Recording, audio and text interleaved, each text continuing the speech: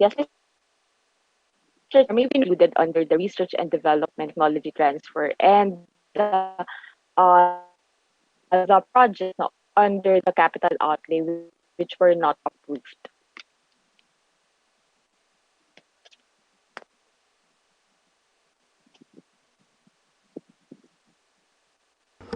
Your Honor, Asek Sahagan, please.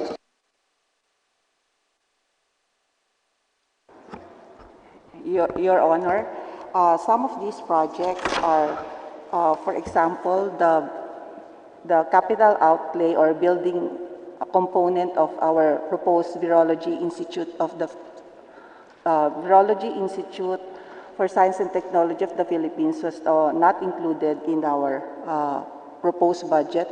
There are also projects under COVID-19 R&D which were proposed but also not considered. There are projects on technology transfer and capital outlay, even on the DRR projects were also not considered. We will provide you with the complete list, Your Honor, for your consideration. Thank you. I just, Your Honor, can I say a few words? Please proceed, Secretary. Yes, in the case of research and developments, most of these are new projects that are coming from our research and development institutes. They cut across the different research and development institutes from industrial technology development to advanced science and technology development to the Nuclear Research Institute, the textile research, our forest product research, and metals industry research and development. If you will take note in the NEP now and the budget in 2020, there are certain research and development institutes which had remained to be low in budget. I will take the case, for example, of the Metals Industry Research and Development Center, which has a very big responsibility, and yet its budget has remained at a low level over the years. The Philippine Textile Research Institute has been handling more and more projects now because of our desire to make use of local fiber to be used as yarn, including new materials like bamboo, and new projects were not considered.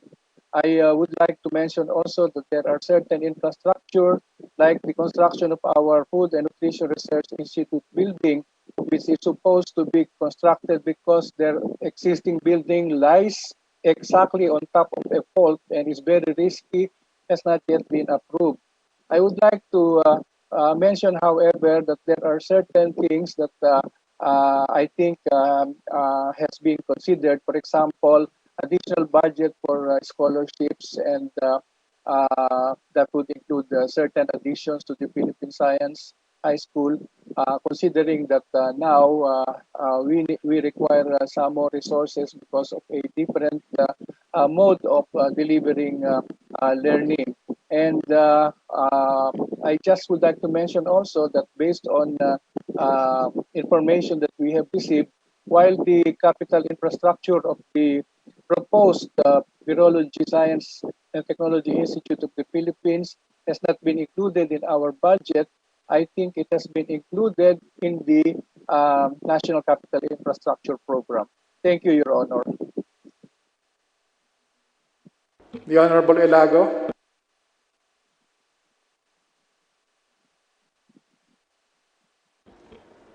Representative Elago, do you still have questions? Yes, Mr. Chair. No, may we know from DBM the reason why these proposals for research and development, specifically 19 response, a virology institute, and other projects, cutting across various industries that would be beneficial, to build back better from the pandemic and for a just and sustainable society. These projects po and proposed budgets were not approved. Bakit po? Hindi po ba natin binibigyan ng halaga, no? Itong kinakailangan na pananaliksik, pag-aaral, at suporta, no, para sa ating mga science workers, professionals, and scientists, no, para makatulong laki nilang potensyal sa pagbangon at sa pagtugon no, mula sa COVID-19 pandemic. I understand that Leia Nunez from the DBM is present via Zoom. Please respond.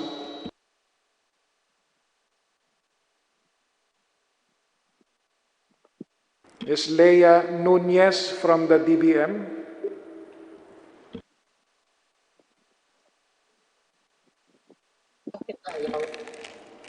Or a certain V. Umpakan from the DBM? Or any representative from the DBM, please respond. Hello, good morning. Yes, proceed. This is Leia Nunez of DBM.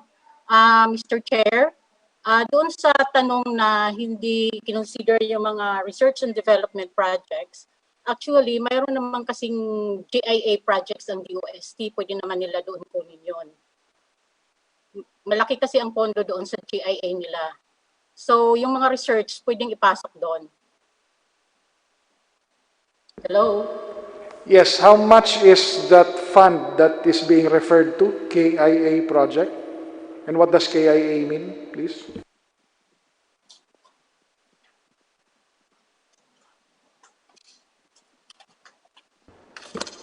From the DOST.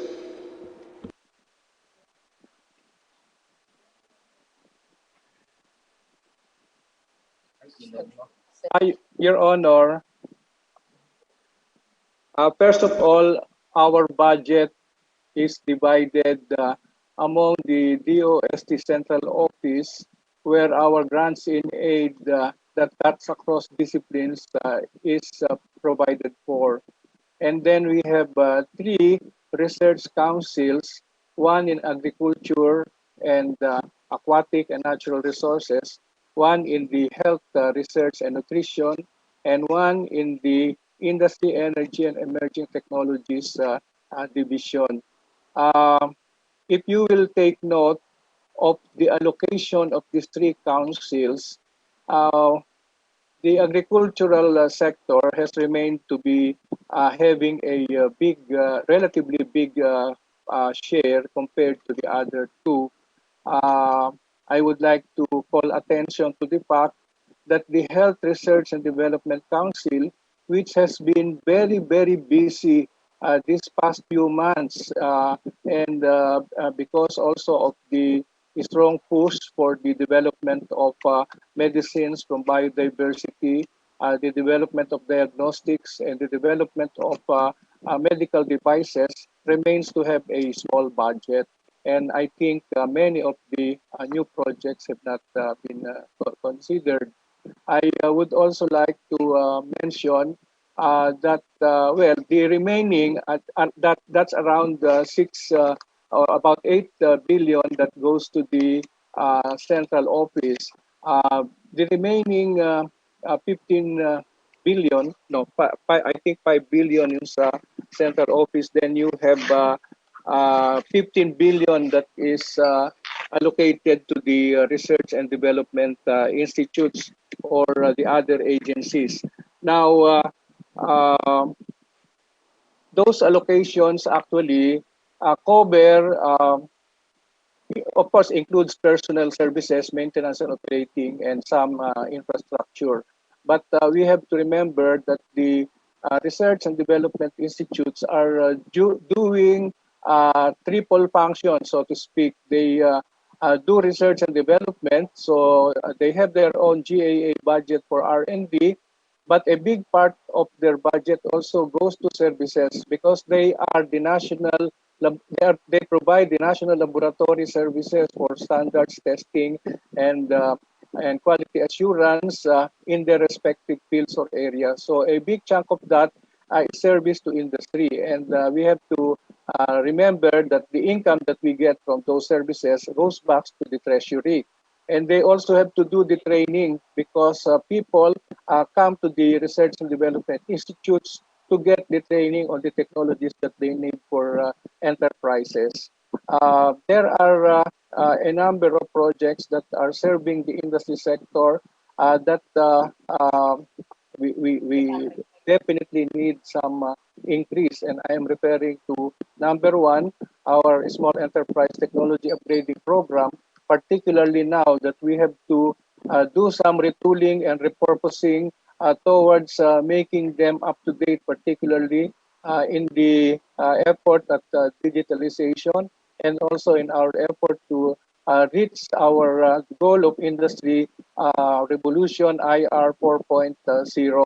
There is also a very, very big assignment that we have now, and this is provided for by the Innovation Startup Act.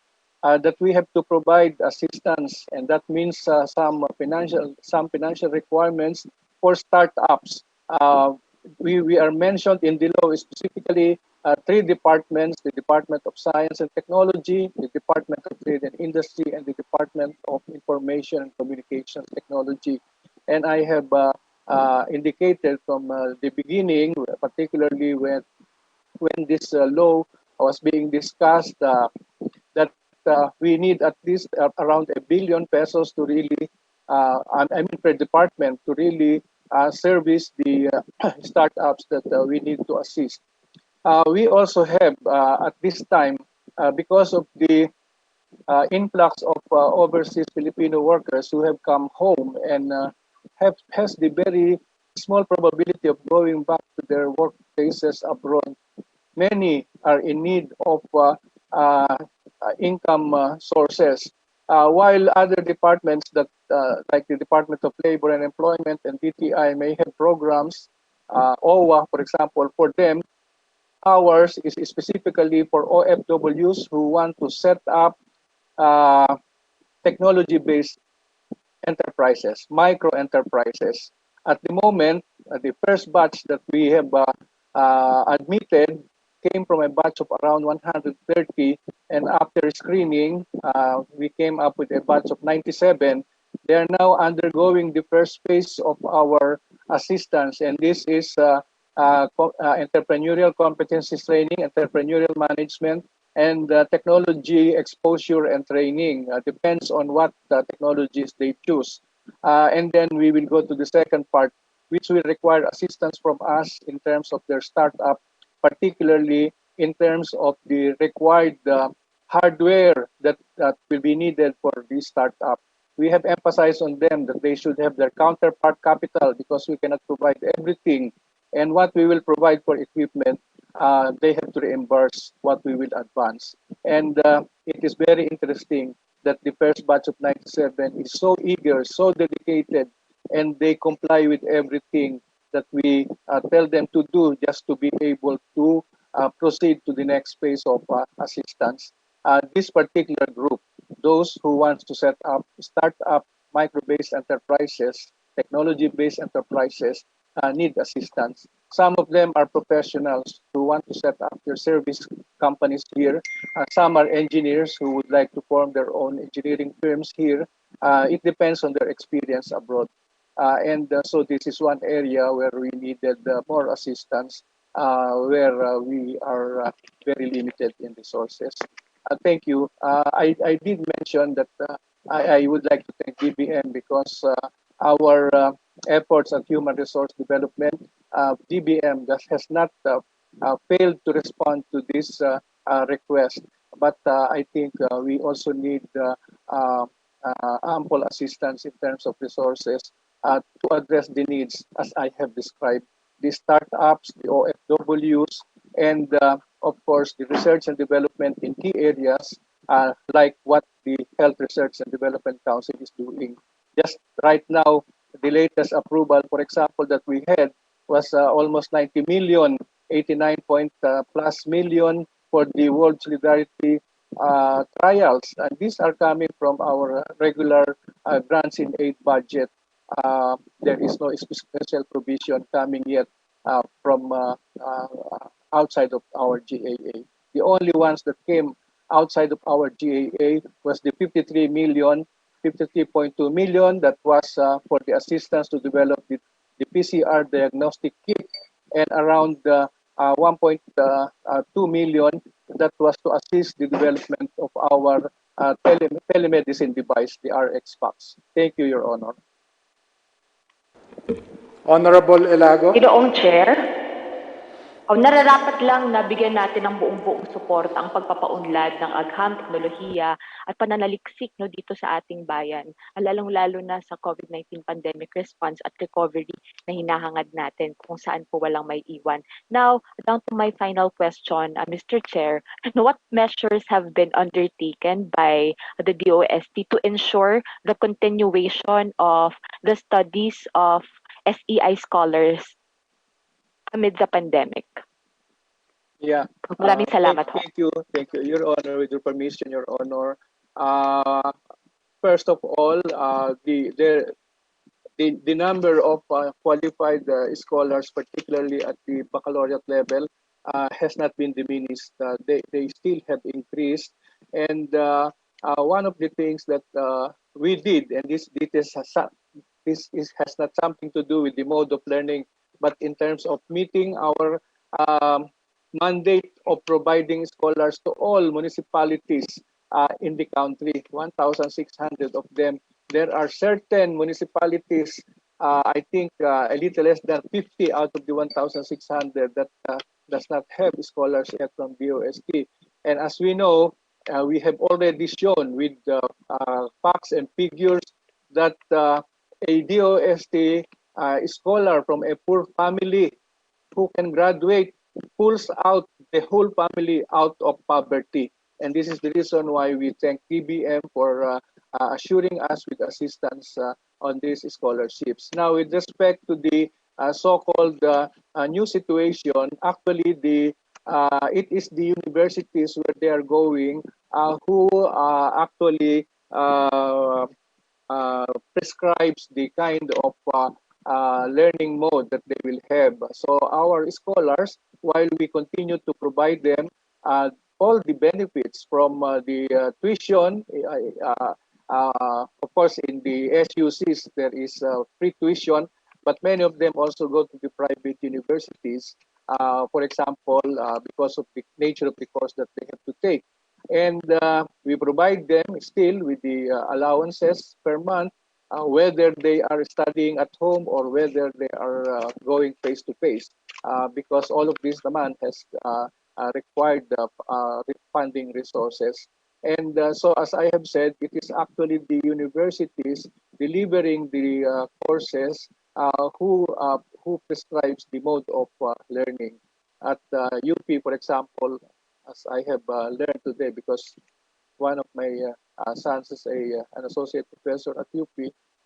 I think this week is their deadline to come up with all the learning modules. And so these are all to be done in a remote mode until there is already sufficient confidence that face-to-face learning can take place. But the availment of the scholarship is not affected. Thank you, Your Honor. Are you Yes, Mr. satisfied? Chair, hihingi na lang po ang representasyon na ito ng report tungkol dito sa DOST scholarships, lalong-lalo na marami pong nagpapaabot sa atin ng ulat. Nahirap sila magpasa ng requirements dahil sa mga restrictions sa mobility. Kaya kailangan po magkaroon din ng mga adjustment pagdating sa mga requirements, at gayon din pwede natin na-explore yung pag-extend ng eligibility ng DOST scholars, lalong-lalo na nasa ilalim po tayo ngayon ng extraordinary circumstances ng pandemic. Maraming salamat po, Ginoong Chair. Maraming salamat sa DOST family. Salamat po.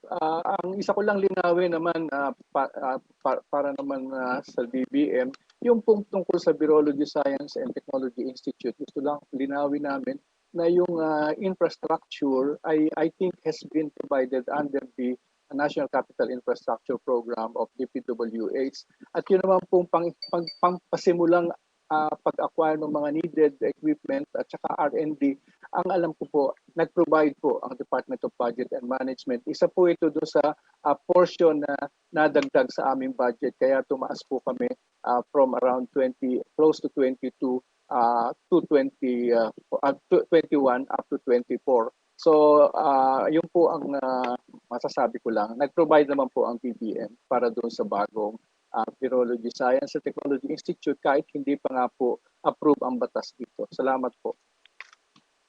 Thank you, the Honorable Alago and Secretary de la Peña.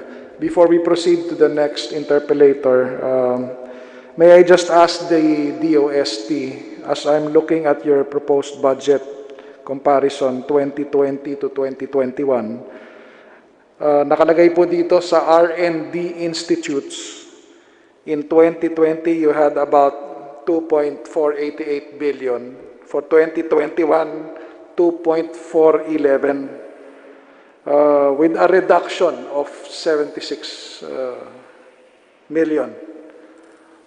Ang epekto ho ba nito ay yung mga output nitong research development institutes ay mas mababa, magiging mas mababa compared to 2020 than 2021 dahil sa reduction na ito?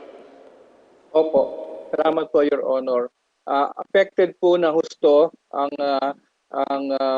Philippine Nuclear Research Institute, ang Metals Industry Research and Development Center at ang Philippine Textile Research Institute. Nabanggit ko na po yung dalawa kanina, yung MIRDC at saka yung Philippine Textile Research Institute. Hindi ko nabanggit yung sa Philippine Nuclear Research Institute. Kung mamarapatin po nyo, gusto ko pong tawagin ang namumuno o ang representative ng Metals Industry Research and Development Center kung ano po ang implication ng pagbaba ng kanilang budget. Yes, please. Yung resource person natin from the Metals Institute. Good morning, Your Honors. Yeah, please proceed. Sir, affected po yung ano natin, yung mga supplies and materials namin sa operations. So generally po yung MOOE, malaki ang reduction namin. 4 billion po. So yung mga ibang activities po namin mababawasan, pati yung mga operations po namin mababawasan. Magbigay ka ng halimbawa, Director Bob, kung ano yung mababawasan.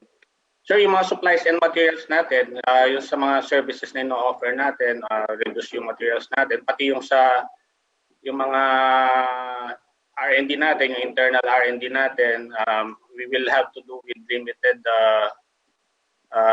budget. So, magde-depend tayo talaga on GIA. External funding, pero yung internal funding, sir, malilimit talaga. Thank you. So, halimbawa, yung mga laboratory services apektado. Yes, sir. Yung mga materials natin, supplies and materials natin, ma-reduce talaga yung ano natin, materials. So, magde-depend tayo kung sa ibang sources. If you will allow, Your Honor, gusto ko rin tawagin po ang taga-Philippine Textile Research Institute. Yes, please proceed.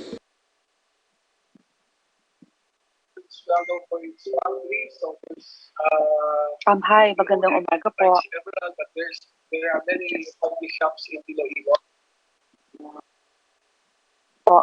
Hi, magandang umaga po. Yes, please proceed. Yes po, yung pong effect po sa amin is really going to be on the regional side. Nakalagak po ito doon sa ating sericulture projects that are going from the Cordilleras to the Negros region all the way to Misamis Oriental. This is a part of the Philippine Silk Road program that we have, and nakasama po dito mga iba nating academic institutions, may partners po tayo. Ang pinakamalaki po sa Misamis Oriental, we already are working with about 10 farming communities. May mga memorandum of agreements na po tayo sa kanila. So magkakaroon po ng impediment doon sa pagpapatuloy ng mga services or the technical provision, yung support namin na maibibigay sa kanila, kasi kailangan din po namin ng technologists and technicians who will help them to get into the next phase of the projects. So yun po yung pinakamalaking effect sa amin ng reduction. Regional po ang kanyang basis. Your Honor, Yes. Gusto ko lang po banggitin na sana ay kung hindi sana ito bababa, tuloy-tuloy na yung aming mga efforts sa regions.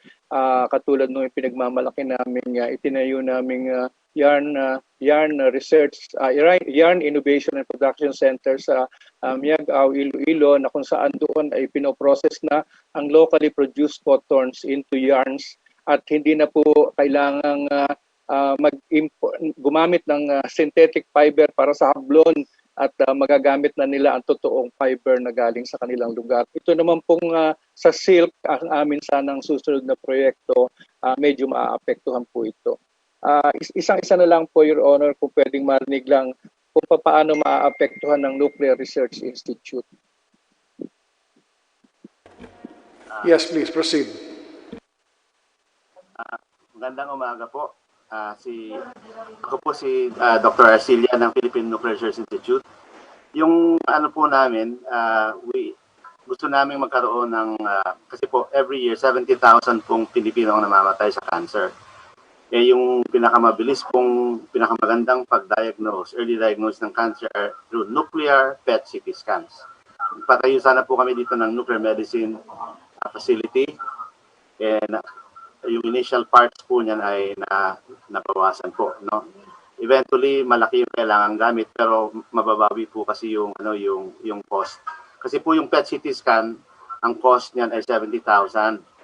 So yung ordinaryong Pilipino na may cancer hindi pwedeng ma-afford. Yung gagawin po naming plano, ma-reduce po yan to 25,000. So at saka po yung efforts namin ay guided ng IAEA ng experts po. So the money that is going to be given to us would actually help us address this problem. Thank you very much po. Salamat po, Your Honor. Mr. Secretary, isa lang question pa. Dito sa inyong significant accomplishments presentation, meron ditong Tuklas Lunas R&D program patungkol sa mga gamot using the Philippine biodiversity. Yes, Your Honor. Maapektuhan din ba ito ng reduction na nabanggit? Well, in a way po, kasi yung pag-approve namin ng mga bagong proyekto ay ma-approvean. Yung pong mga ongoing ay meron na kami naka-allocate dyan. Tama po naman ng DBM na meron kami naka-allocate. Pero yung pong mga bago na ipopropose ay maiisang tabi natin. Ang kainaman po kasi, nakabuild na tayo ng capability through the DOST assistance sa siguro po mahigit 15 universidad na ang involved sa amin sa buong Pilipinas dito sa Tuklas Lunas. Nung araw po, UP College of Medicine lang ang aming katulong dyan. Kaya nga na-discover yung lagundi para sa ubo. Pero ngayon po, hindi po pwedeng isa lang dahil napakarami po, napaka-rich ng ating biodiversity. Kaya i-encourage po namin ang iba't ibang university. Kaya pinaghati-hatian po ang napakarami nating halamang gamot para sila ay gumawa. Mag-uumpisa po yan sa sample collection, sa extraction, tapos itetest na po yung biological activity, itetest din kung may harmful or toxic effects.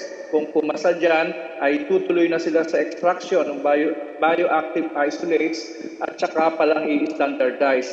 Kung yan po ay may perang pangtuloy, ay pwede nang igawa ng clinical trials. Pero hindi po kayang lahat namin gawin ng clinical trials dahil mahal po yan.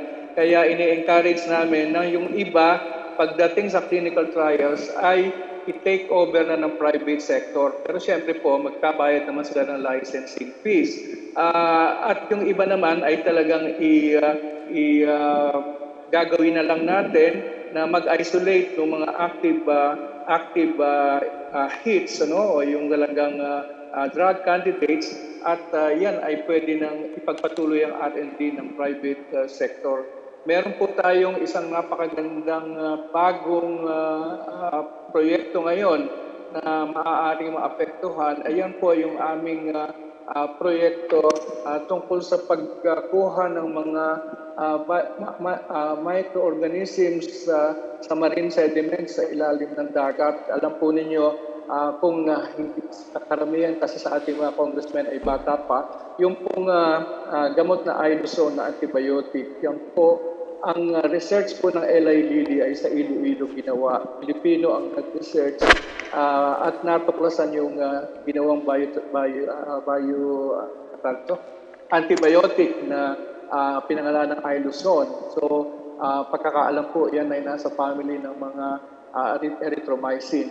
Pero siyempre po, kung ang nagbayad ng research niyan ay yung LI Lilly, ang intellectual property po niyan ay napunta sa LI Lilly at kahit isang kusig, walang napunta sa Pilipinas.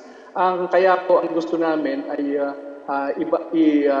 i-revive yung pag-research sa mga sediments at yan naman po ay ginagawa ngayon at natutuwa kami kasi isang pribadong universidad ay nagpakitang sigla, naka-attract ng mga balik scientists ang University of San Agustin. Ngayon po, ang report nila, natatanggap ko lang kahapon, mahigit 3,000 na ang kanilang nasa bank na microorganisms na potentially ay maging source ng antibiotics that are to replace yung mga antibiotics na hindi kaya yung hindi multiple resistant. Kasi po ngayon ang mga antibiotic hirap na ano tawag dito, hindi na sila maka-address dun sa mga mikrobyo or bacteria na resistant na sa mga gamot, ano? Kaya importante maka-discover ng mga bago. Yun po, napakaganda pong programa ng Toklasunas. Kung ako po tatanungin personally, ito po ang pinakagusto kong proyekto sa lahat. Maraming salamat, Mr. Secretary. Maliwanag po naman sa mga paliwanag na para sa R&D dapat mas dinadagdagan pa natin instead of binabawasan. Sa ating experience ngayon 2020, significant events in our lifetime, it's clear that science is key, research is a necessity. So tingnan po natin kung magawa natin ng paraan ang pagdagdag dyan sa bagay na yan. Anyway, we moved on now to the Honorable Tof de Venecia from the majority. Alright, maraming salamat po, Kong Rufy, Mr. Chair. To the DOST family, welcome. Boy, maraming salamat sa aming pamilya. That is very much appreciated. Let me go on now to my questions. First off, is the DOST familiar with the UNESCO's suggested GDP spend for research and development or yung tinatawag na GERD?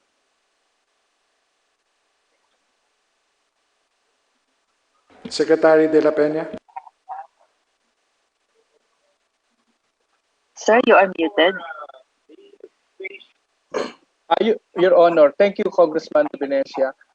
Yung pong ating mga long-standing indicators for the performance in terms of research and development ay yung binanggit ni Congressman Top de Venecia, yung GERD or Government Expenditures for R&D as a percentage of gross national domestic product. Ngayon, yung isa naman po indicator ay yung number of researchers per million population. Diyan po sa dalawa na yan, yung GERD, hindi po tayo makaangat-angat. Ano? Hanggang ngayon po, dahil ang prescribed ng UNESCO or ang sinasabi nilang average worldwide is 1% of na GERD. Hanggang ngayon po ay nandun pa lang tayo sa 0.15% or almost 17% pa lang tayo of our gross domestic national domestic product. Ngayon, ayun naman pong yung sa researchers per million, ay dyan ay medyo malapit-lapit na tayo kasi nga ay pinibayo natin ang pag-produce ng mga merong masters and PhD dyan sa science, technology, engineering, and mathematics. So yung pong kanilang average worldwide na 380, nandun na siguro tayo sa around 280, malayo-layo pa rin, pero sabihin, hindi naman masyadong nakakasindakang diferensya, hindi kamukha nung percentage ng R&D. Kaya po ako, personally lang, ayoko na pong titingnan yung percentage na yon kasi nasisiraan lang ako ng loob. Kaya ang akin na pong tinitingnan ngayon, kung inyong mababalitaan, yung innovation index na tinatawag, na mas tinatanggap ngayon ng mas nakararami, yung pong tinatawag na Global Innovation Index na mahigit na rin pong 10 taon itong pinapairal. Ang nagsasagawa po nito ay ang World Intellectual Property Organization at ang INSEAD ng France at ang Cornell University ng US. At yan po ay nag-i-involve ng mahigit na 80 indicators. Dalawang category po yung tinatawag na input indicators at output indicators. As expected po, mas maganda po ang performance natin sa output innovations kaysa po sa input innovations. Nag-i-indicate na kung masasabi natin na efficient tayo na mag-transform ng input to output. Ang ating pong rango, itong kare-release lamang noong September 2,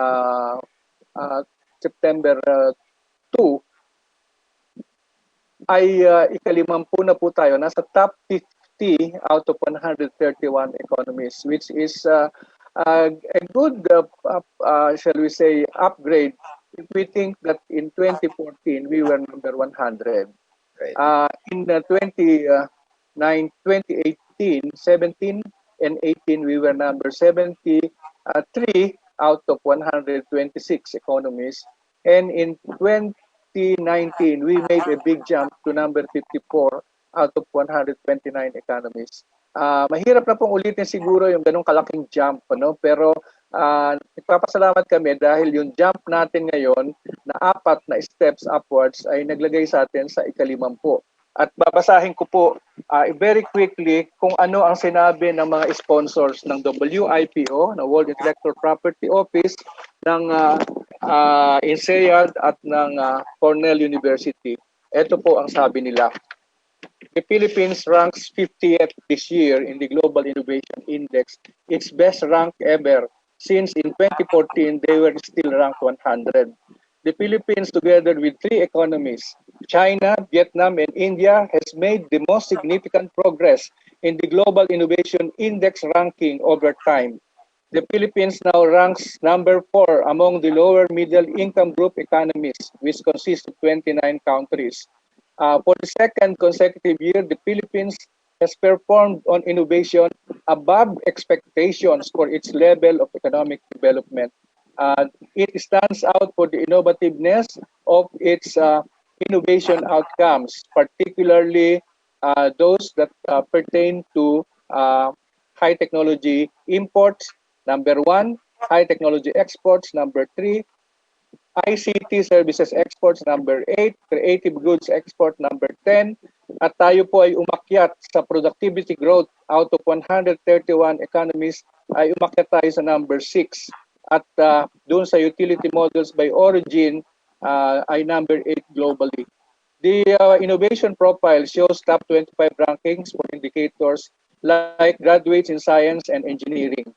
Now, the Philippines continues to lead by example the developing countries in setting innovation as a national priority. Yan po ay hindi sa amin galing. Galing po ito sa WIPO, sa INSEAD at sa Cornell University. Ang masasabi lang po namin, yung pong ibang input indicators ay talagang mababa tayo. At sasabihin ko po, di naman po masamang sabihin, halimbawa na yung ating rango when it comes to halimbawa po dun sa quality of yung sa education, halimbawa yung ating ranking po dun sa PISA scale in reading, math, and science, number 78 tayo out of 131. Yung pupil teacher ratio number ay 106 ang ranking natin. Yung expenditure on education number 116. Doon po sa regulatory environment ay number 104 tayo. Oo. At saka doon sa ease of starting a business, number 124 to 131. Doon po sa ease of getting credit, number 113 out of 131. So mataas po tayo doon sa knowledge creation at saka knowledge diffusion, knowledge absorption, at saka po sa knowledge workers. Pati na rin po doon sa sinabi ko mga creative exports, yung mga ICT export services at yung high technology exports. So, doon po sa tanong ni Congressman De Benes ay masasabi ko po, ayoko na pong tingnan yung dating ratios na UNESCO dahil parang nakaka-discourage. So tumitingin po ako doon sa ibang indicators na sa tingin ko ay mas bagay sa atin. Salamat po. Mr. Chair, natuhog na ni Sec lahat ng sagot sa aking mga magiging katanungan pa. But let me just reiterate it in this esteemed na ang suggested GDP spend ng UNESCO para sa research and development is 1%. Meaning to say, kung 4.5 trillion po ang ating proposed budget ngayong taon, sana po 45 billion ang nakalaan sa DOST. Now, I missed the presentation earlier because I came from DOLE, but I'm sure that it is below that number. Of course, may iba pa tayong R&D agencies like ATI and BFAR and even sa mga SUCs natin po, Mr. Chair, meron ding mga R&D, no? Pero I guarantee na kung i-add up mo lahat ng yan, hindi pa yan naabot sa 1%. Tama rin po yung sinabi kanina ni Secretary Boy na yung suggested ratio of RSEs or yung researchers, scientists, and engineers per million population in every country is 380 per million. Ibig sabihin po nun, Mr. Chair, sa ating mga kasamahan sa Kongreso, kung 108 million Filipinos po tayo, dapat meron po tayong 41,040 RSEs sa bansa. So sabi naman ni Sec kanina, mas malapit tayo sa target na yon kaysa dun sa GERD na nabansagan kanina. So I'm sure that's due to a combination of reasons, yung Balik Scientist Program, yung ramped up capacity ng ating DOST. Hindi ko pa po nakikita yung budget ng DOST para sa personal services nila this year, but I'm sure mas mangangailangan pa tayo ng karagdagang pondo. So meaning to say, Mr. Chair, lahat ng mga accomplishments na nabanggit kanina ni Seth Boy, even yung pagtaas natin sa innovation ranking as per WIPO, no? Pero yung kumbaga falling short natin sa ibang indicators na ultimately kung pag-aaralan mo naman, Mr. Chair, yung budgetary spend for R&D, wala naman po yun sa DOST eh. That's on DBM. Doon naman sa education, that's on DepEd. So meaning to say, DOST has been consistently hitting its targets. And you know, with the recent passage also of the Philippine Space Agency Act na atin pong na-shepherd din sa previous Congress, our R&D really is on the rise. And yet, bakit ganito lang po ang pondong inilalaan natin para sa ahensyang ito? Not to mention po, Mr. Chair, yung mga attached agencies tulad na lamang ng PTRI, ng FPRDI, ng PSHIERD, at yung iba pa pong mga instrumentalities at R&D agencies na may kinalaman sa ating creative industries na isa pong growth sector para sa ating economy. So nananawagan po tayo, Mr. Chair, no? In behalf of Seth Boy, Yusek Guevara, yung buong DOST family na atin pong nakatrabaho ng malapit in the past few months. Sana po, yung kanilang hinihinging budget nitong darating na 2021 ay may bigay po natin ng buo at ng todo because we have to invest in R&D. Lahat po ng problema ng ating bansa, kung meron lang po tayong significant investments sa R&D, ay baka na-solve na po. It's just very unfortunate na parati po itong natitake for granted in relation to the other departments. So yun lang po ang aking huling hiling, Mr. Chair. Sana po ang Committee on APRO sa leadership ni Congressman Eric Yap, ang ating House leadership, si Speaker Alan Peter Cayetano, DSLA, Majority Leader Martin Romualdez, Minority Leader Benny Abante. Sana po makinig silang lahat at bigyan po natin ng karampatang pondo ang DOST family para mas maging responsibo sila at para na rin po insentibo para sa kanila sa mga magagandang nagawa nila para sa ating bansa. Maraming salamat po, Mr. Chair and DOST. Thank you, Kong. Thank you, Honorable De Venecia. The Chair completely agrees with you and join you in that call. Next, for the minority, we have Representative Shari Ann Tan. You have 3 minutes. Thank you, Mr. Chair.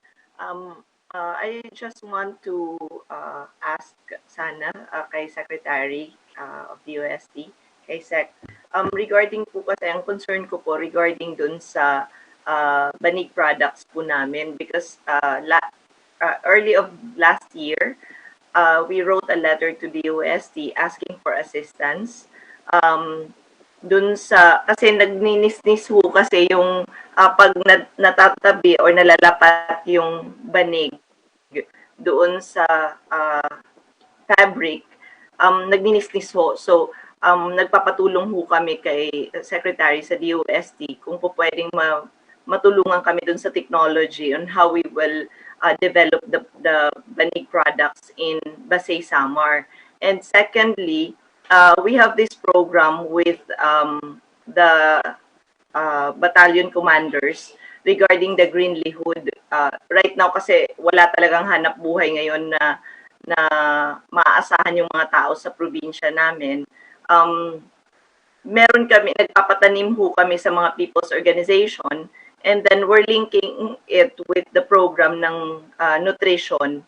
So kung po pwede ho sana, kasi the last time po, Sec, meron ho tayo, Mr. Chair, meron ho si DOSting capability together with the machine and the trainings on dun sa paggawa ng alternative dun na pagkain para sa mga malnourished na mga bata. So I hope DOST can help us with this. Our target harvest po ng mga vegetables and other planting, yung mga tinanim ho namin sa Samar, kasi nag-start na ho last month, including the trainings. Possible siguro po after 3 months, we will start to harvest na po. So sana ho matulungan kami as far as the technology is concerned. Yan po, Mr. Chair. Yes. Yes, DOST, please Your respond. Honor, uunahin ko muna po yung tungkol sa nutrition kasi napakahalaga po niyan. Hindi po tayo umaangat doon sa sitwasyon natin ng isa tayo sa pinakamataas na level of malnutrition doon sa mga edad na 5 pababa. Kaya po yung aming proyekto na pagtulong sa pagse-set up ng mga ano tawag doon, nutritious food pagawaan po ng mga pagkain, complementary foods center sa iba't ibang lugar ay napakagandang proyekto at lahat naman halos po ng itinayo diyan siguro yung iba nagkakaroon ng nakaka-experience ng konting problema, pagkaramihan naman po ay nag-ooperate ng maayos. Ito po ay nasa siguro 3 category. Meron pong nag-ooperate yung state universities and colleges, lalo na po yung merong mga food technology programs. At yung iba naman po ay local government units ang nag-ooperate. At saka po yung iba, meron din pong private sector na nag-ooperate. Pero yan po ay kulang na kulang. Ang amin pong bilang sa buong Pilipinas ay nasa 30, ang pagkakaalam po ay 37 lamang. At sana nga yan ay madagdagan pa. Proyekto po yun ng Food and Nutrition Research Institute. So yun po, high priority po yan, Congresswoman Tan.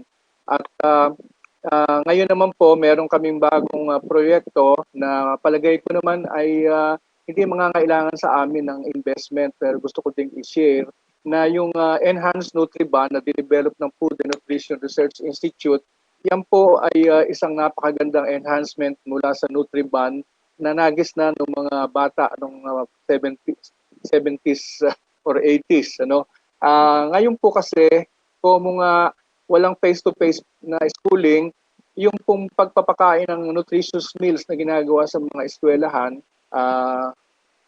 with the of course, with the DepEd and DSWD, ay hindi rin magagawa. Kaya ang pinakamadaling i-deliver po, mahirap mag-deliver ng mga meals na kanin at ulam, yung pong e-Nutriban. Ang isa pong Nutriban na kakainin ng isang bata, 160 grams po yan, inaral na po ng Food and Nutrition Research Institute na naglalaman ng enough nutrients at calories that are needed by the child. So, yan naman po ay libreng nililipat ng DOST ang teknolohiya. Pwede po ang LGU ang gumawa, pwedeng yung mga existing bakeries nila doon, basta lang susundin nila yung formula ng FNRI. Yun naman pong tungkol sa banig, naintindihan po namin yan at hindi ko alam, baka pwedeng ang Philippine Textile Research Institute ang tumulong dyan kasi yan naman para rin fiber din yan, yung mga banig na pwedeng gamitin sa iba't ibang purposes. Meron lang akong i-share kay Congresswoman na maaaring explore natin kasi meron na pong mag-communicate sa amin. Hindi ko lang maalala kung sino talaga ang private sector na lalapitan sa Samar, pero ito po ay ito yung isang grupo pa lang po ito pero pwedeng dumami. Ito po yung mga nag-ooperate na mga food establishments including yung hotel chain na kasi nga wala namang masyadong down ng tourist ngayon industry ay nabubuhay sila sa cooked food deliveries. Marami pong nag-order ng cooked food doon sa kanilang mga establishments, pati sa hotel. At ang tinatanong nila kung gusto daw nila mag-ship ng delivery package ng kanilang pagkain i-deliver, kung pwedeng magamit yung mga banig as material sa pag-deliver. So, yun po siguro ay siguro mag-uusap po tayo nila Director Roselia para dyan at i-connect po namin kung sino yung mga nangailangang mga businessman na gustong gamitin yung banig sa delivery ng mga ordered food. Ipapacheck din natin yan kung tama ang linis, kasi pagkain yun. Yun lang po ang maisasagot ko kay Congresswoman at si Director Celia na po ang mag-a-address ng kanyang concern tungkol sa banig. Thank you so much, Mr. Chair. Thank you so much, Secretary. Magpapatulong na lang ako, Sec, na sana ma-relay kay RD para matulungan kami doon sa, especially dito sa Nutriban, because we organized the PO already, the community-based, doon sa mga different battalions. And so, yung each battalion, meron din silang hawak ng mga POs. So, the moment na ma-ready na po yun, the moment na meron na rin access kami kay DOST, we will start the training para tamang-tama na mag-start naman silang mag-harvest, madadala na yung mga produkto. Kasi ang worry namin, for several times na ang market So, naisip namin ngayon, we might as well make a people's organization na sila naman yung magagawa nitong Nutriban and then ipapamigay namin doon naman as a program, doon naman sa nutrition naman na side na programa. Yeah. Opo, para may livelihood, kami na ang bibili doon sa mga POs. So, sana matulungan kami and especially sa mga equipment kasi I believe there are equipment na mga kailangan. Simple lang naman po. Simple lang ang equipment. Simple lang. Sa Nutriban. Okay po. So we will link na lang po with the regional office. Yes, kay Engineer. Opo.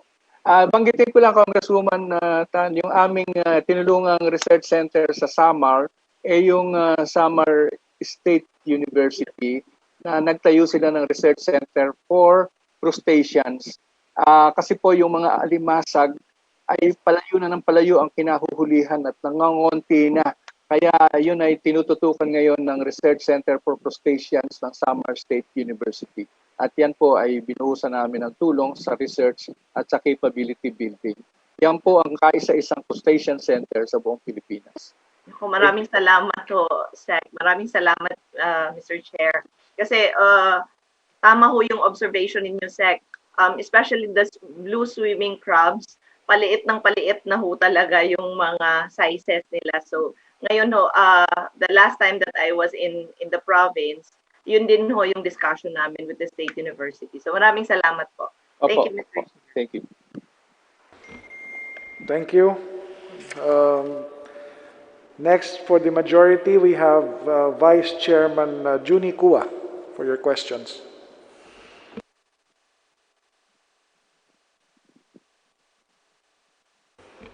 Honorable Kua. Hello, am I coming clear? Loud and clear, sir. Hello. Loud and clear, please proceed.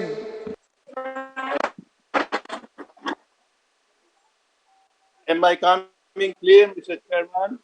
Yes, clear, Mr. Mr. Chairman. Yes, you're clear. Please Hello? proceed. Yes. First of all, I'd like to thank the Chairman for this opportunity and also Secretary Boy de la Peña. I just have a short query. This COVID pandemic has brought to light the importance of IT technology, especially now that we need to find a way to scientifically track, or by the help of technology, be able to track those people who had been exposed to COVID-19.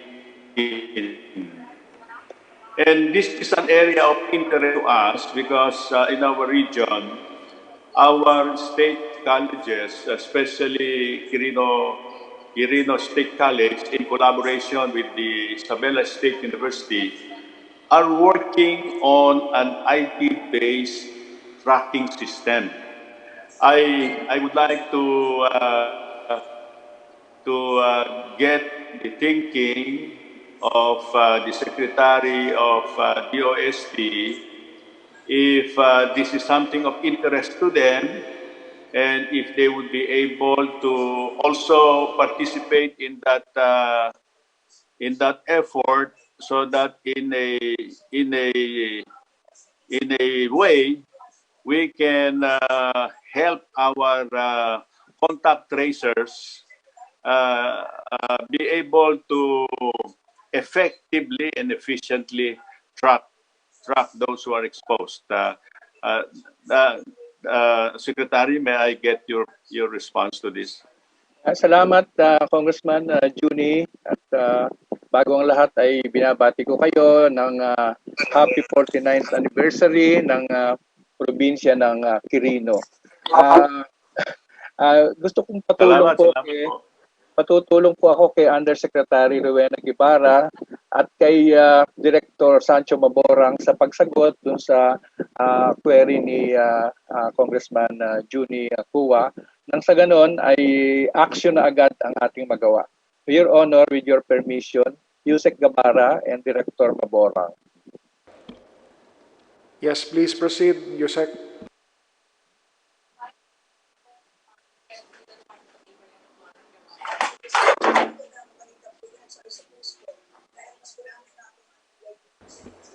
Yusek, are you present? Director Maborang na po siguro. Please proceed, Director. Thank you, Mr. Chair. Magandang umaga po sa ating lahat at magandang umaga po kay Congressman Juni. Thank you. Bibigyan ko lang po kayo ng brief background about yung tracking system that is being developed now by Quezon State University in coordination with ISU. In fact po, ito ay ipinanganak doon po sa ating tinatawag na isang facility, yung Business Intelligence Research and Development Center. At sa katunayan po, Sir Juni, ongoing po yung ating assistance sa project na ito. At ang ating pong commitment doon sa grupo po na nagde-develop nito kay Dr. Becci at sa grupo po ng Quezon State University. Ganun din po yung sistema na binubuo po ng grupo po ng ni Chairman Bert Lina ay tuloy-tuloy po yung ating assistance.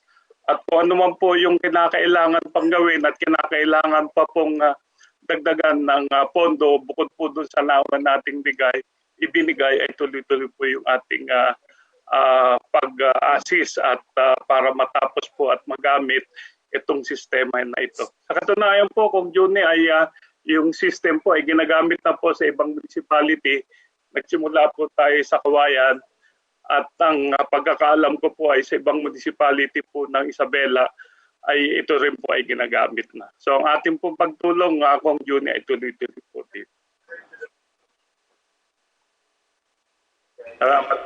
Oh, thank you. I'm so happy to hear that. Thank you, sir. Thank you. So what I'll try to do is encourage them to further the coordination with your office so that they can really make this an effective way of tracing. Yes, sir. Yes, please po. Please po. Salamat Okay, po, so that's Congressman all, Mr. Chairman. That's all. Salamat Thank po. you. Salamat. Thank you, Secretary. Thank you, Boy. Thank you. Thank you, Rep. Junicua. Next for the minority is Representative Argel Kabatbat. Thank you, Mr. Chair. Mr. Chair, my question is about the DOST card. I understand meron po silang mga pilot project para sa agriculture. Gusto ko lang po malaman, pagkatapos po ng kanilang pilot project, ano po ang next step para ma-avail ito ng mga magsasaka?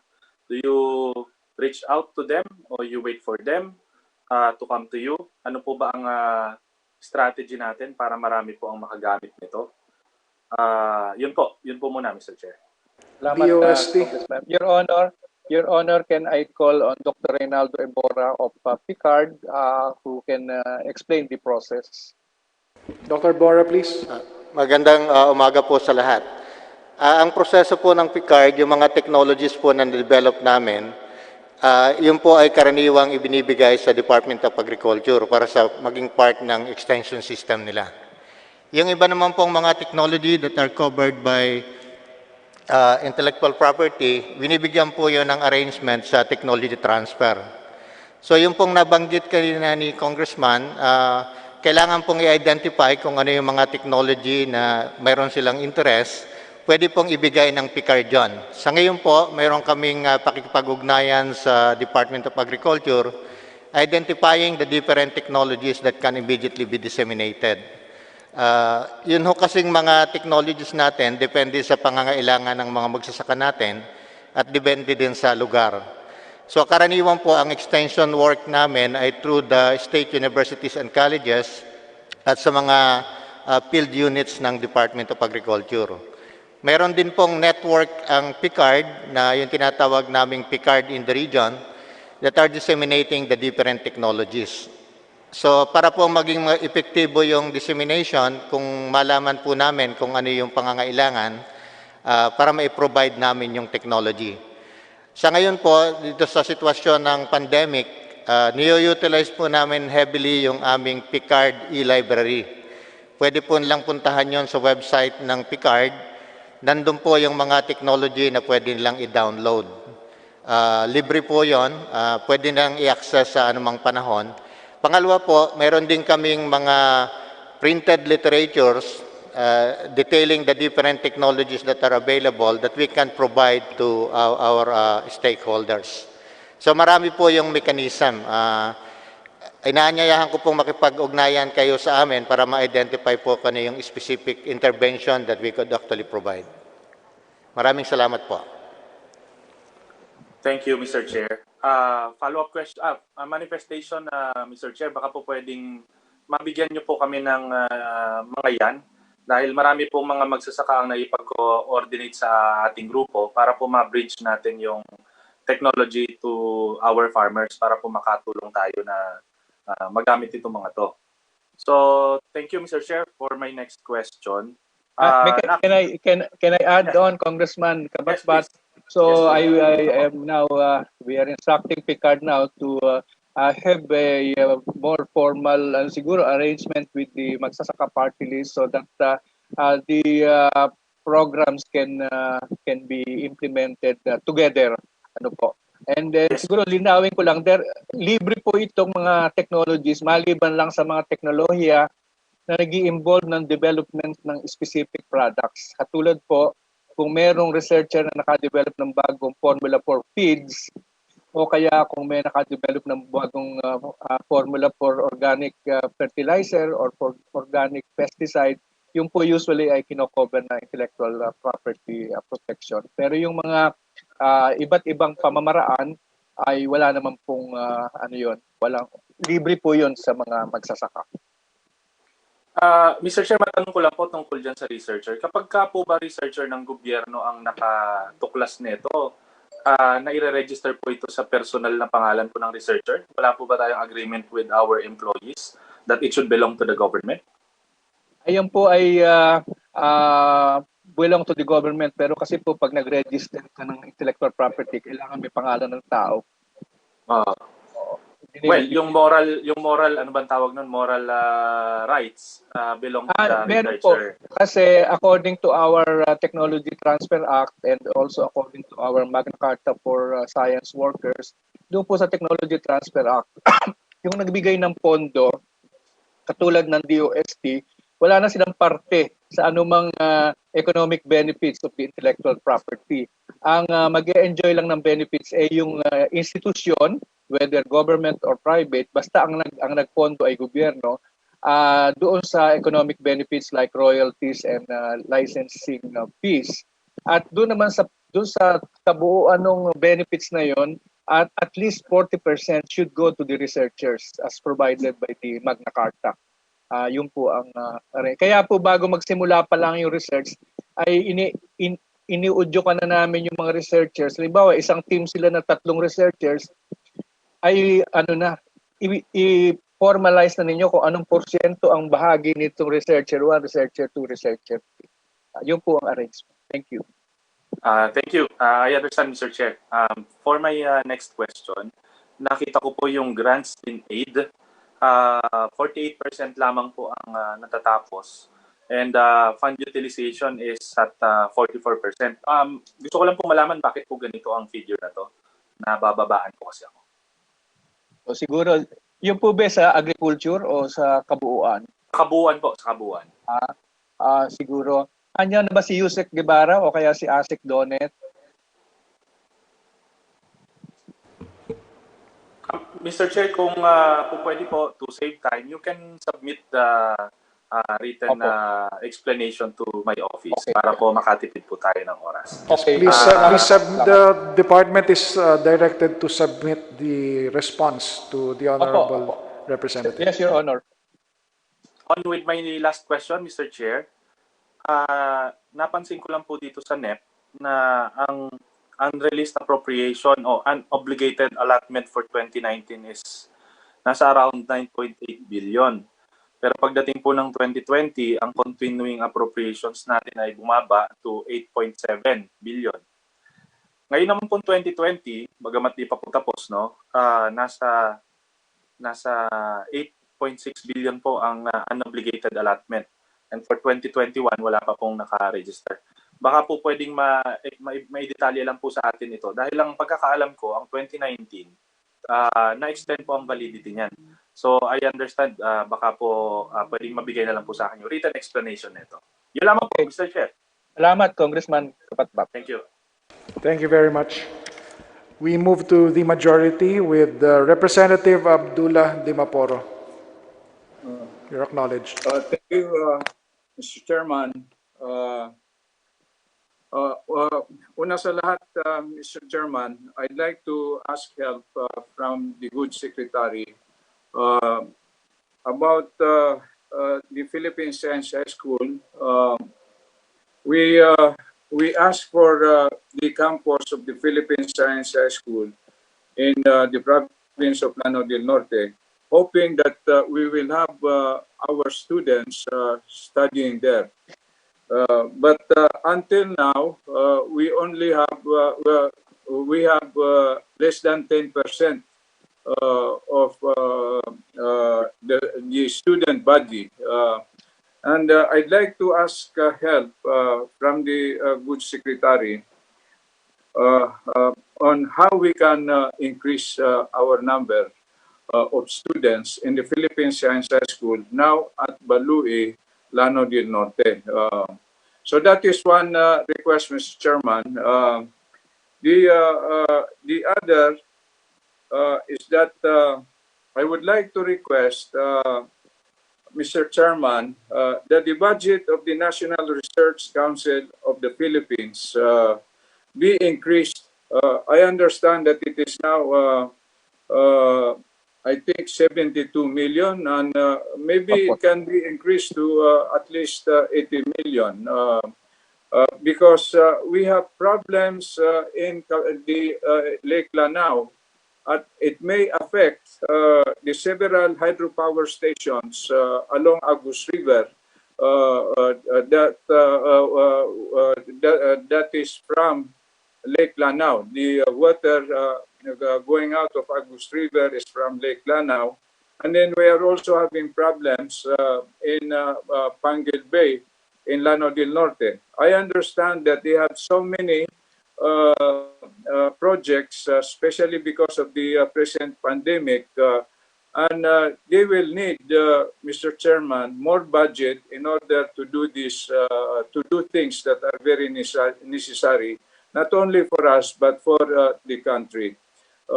Lake Lanao problem will affect the entire Mindanao electricity if we cannot resolve it. And the next, Mr. Chairman, is that we just want to ask more star books. The star books that you have given us, Mr. Secretary, are very good, and we would like to request more of this. I have waited for the number of books that we need from the superintendent of the DepEd.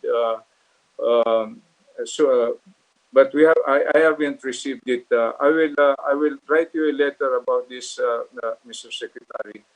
If there are more star books available in the department. And then the DOST Paycard great program.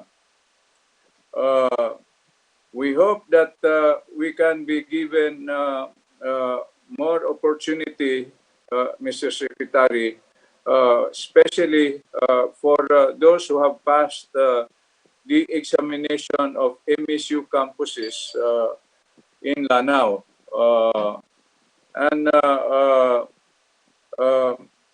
Again, Mr. Secretary, I'll give you a letter on this, and that is all. It's all a manifestation, a request, Mr. Chairman, and I'll be writing a letter to the good secretary about this request, just to remind him, and also to remind the chairman that we increase the budget of the National Research Council of the Philippines. So thank you very much, Mr. Chairman. Thank you, Secretary. Thank you, the Honorable Dimaporo. Mr. Secretary, you may please respond. Yeah. Yes. Unahin ko lang po yung sa NRCP, National Research Council of the Philippines, Congressman Dimaporo. Ang good news po ay tumaas na po nung 2020 to 91.8 million ang budget ng NRCP, at ngayon pong 2021 ang nasa National Expenditures Program ay 144.57 million na po. So taon-taon nagkakaroon po ng increase kasi yung iba pong nasa central office ay o kaya sa ibang councils, nagda-download po sila para sa NRCP. Ang natatandaan ko po kasi nung ako naging pangulo ng NRCP 2002 to 2007, 5 million lang ang aming budget. Kaya ngayon ay gumanda na po. Ang pangalawa po ay yung tungkol sa Starbucks, ano? Yung pong sa Starbucks, titingnan po namin pag natanggap namin na inyong sulat, mangyari meron na kaming agreement ng DepEd na gagamitin na nila ang Starbucks sa lahat ng iro-roll out nila na computers sa mga paaralan ng DepEd. So, titingnan ko na lang po doon sa sulat ninyo kung ano aming magagawa. And then, pangatlo po, ay gusto kong tawagin si Direktora Lilia Habacon para bigyan tayo ng paliwanag kung ano ang maaaring magawa para tumaas ang enrollment ng Muslim students sa Philippine Science High School sa Baloy. At siguro ipaliwanag na rin niya yung proposed bill na mag-a-allow in the future na magkaroon ng pangalawang campus sa region. So, kung pwede po, Your Honor, ay matawag si Director Lilia Habacon. Yes, I Yes, do proceed. that. Thank you, Mr. Chairman. Thank you, Secretary. All right. We next proceed to the minority. Representative Kaloy Zarate. Maraming salamat, Mr. Chair. Magandang umaga po sa ating pamilya ng DOST. Mr. Chair, no, sa ating mga talakayan ngayon, nakita natin ang kahalagahan talaga ng pag-develop natin ng research, no? Lalong-lalo na sa panahon na ito ng krisis na pinalala ng pandemya ng COVID. And it's very disheartening to note na ang nilalaan natin na pondo, kahit sabihin pa natin na tumaas ito for next year, ay napakaliit, no, para sa science and technology, especially yung research, no. So I'll start with my questions, Mr. Chair, no, sa paglilinaw. Dito sa briefer na pinadala ng DOST, marami silang COVID-19 initiatives, no? Dahil nga ito yung pangunahing problema natin ngayon. Isa sa priority area para sa health research and development ang so-called pre-clinical and clinical trials of new vaccines, no? So ang tanong ko related dito, Mr. Chair, in the conduct of these clinical trials, in the essence, no, kasama ang tao rito sa experimentation, no, pag-i-eksperimentuhan yung tao, no, kung yung bakuna ba ay effective. Ano ang ginagamit nating national ethics statement in the conduct of these clinical trials so that we can be assured, no, na hindi malalagay sa undue harm ang mga sumasa-ilalim dito sa clinical trials na ito, no? And related to that, freely accessible ba sa mamamayan ang datos na resulta nitong clinical trials? At kapag nagkakaroon ng health effects na hindi inaasahan, ano po ang pananagutan ng vaccine developer at kasama na rin ang gobyerno, no, na pumayag dito sa clinical trials na ito, Mr. Chair. So yun po yung first series of question ko on that aspect. Thank you, Mr. Chair. The DOST, please. Yes, before I call on Dr. Jaime Montoya of our Philippine Council for Health Research and Development in general, unang-una po tayo ay merong Philippine Health Research Ethics Board. Okay? At yan po ay merong national at sa iba't ibang rehiyon meron din tayong health research, meron din tayong research ethics board at meron din tayong mga research ethics board sa mga universidad na nagsasagawa ng mga research, lalo na yung involving humans. So, hindi po pwedeng magsimula ang clinical trials kung walang approval ng health ng research ethics board. So halimbawa po, ngayon ay nag-approve kami ng project na i-clinical trials ang Lagundi na approved cough remedy ng FDA. So yan ay pwedeng gamitin sa mga may ubo, pwede rin sa may lagnat, pwede sa mga sore throat bilang gamot. Pero gusto nating masubukan kung siya ay makapagbibigay ng ginhawa sa mga pasyente ng COVID-19 na inuubo, nilalagnat at may sore throat. Yan po ang mga common symptoms. Pangalawa, gusto din nating malaman kung sila ba'y magte-take ng lagundi ay bababa ang probability na mag-proceed sila sa moderate at severe from mild case. So yan po ay inaprubahan namin proyekto, isasagawa ng UP National Institutes of Health sa ilalim ng kanilang Pharmaceutical Health Institute o Research Institute. Ngayon, 3 pong approval ang pinagdaanan yan. Una, kailangan ma-aproba ng Research Ethics Board ng UP Manila na kung saan under yung magsasagawa. Kailangan din ay pumasa sa aming technical evaluation sa DOST, PCHRD tungkol sa methodology at iba pang bagay. At ang pinakahuli approval ng FDA, ng ating Philippine FDA, kung pwede na mag-proceed yung trials. Doon po sa ethics part, lahat ng mga tinanong ninyo ay tinatanong ng health ng ethics board at kailangan sila ay masatisfy doon sa proseso o sa methodology to protect the human who will be a volunteer.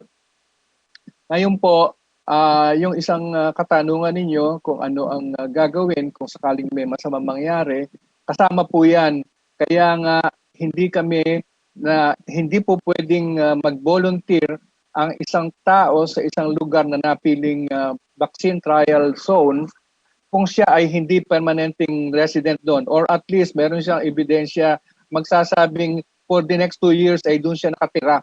Kasi kailangan pong i-monitor ang sitwasyon ng mga bibigyan ng trials ng bakuna. Ang ating pong mga expert trialists sa Pilipinas ay masasabi nating siguro isa sa pinakamahusay sa buong mundo. Kaya po gustong-gusto ng mga kumpanya na gumawa dito ng clinical trials kahit hindi pa COVID-19 kasi mahusay po ang ating mga vaccine trialists at alam na alam nila kung paano ang gagawin. Katunayan ay naggagawa ng statement ang presidente ng Vaccine Immunization Foundation, si Dr. Lulu Bravo, na sabi niya sa 3 dekada o mahigit pa na sila ay na-involve sa vaccine trial, wala pa pong nangyaring namatay dahil sa vaccine trial. At yan ay sa kanilang pag-iingat. At siguro po ay may dadagdag ni Dr.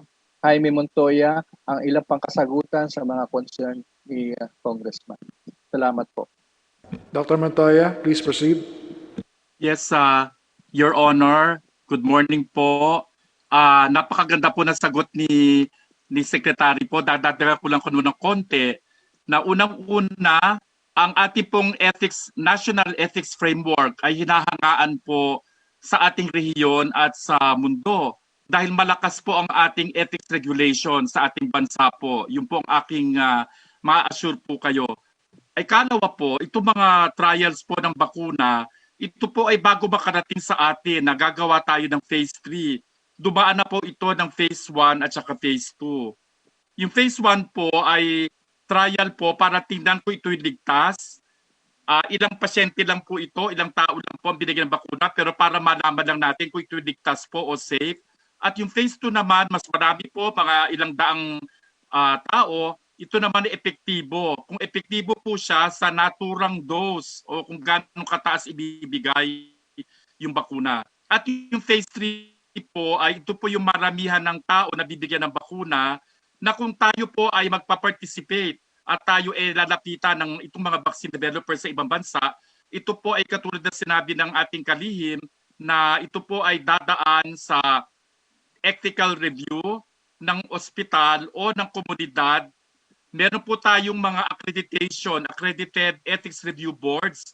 Hindi po lahat ng ethics review boards ay pwedeng mag-review o mag-supervise ng clinical trial. Yung pong level 3 accredited lang po dahil ito po ay tao na ang involved.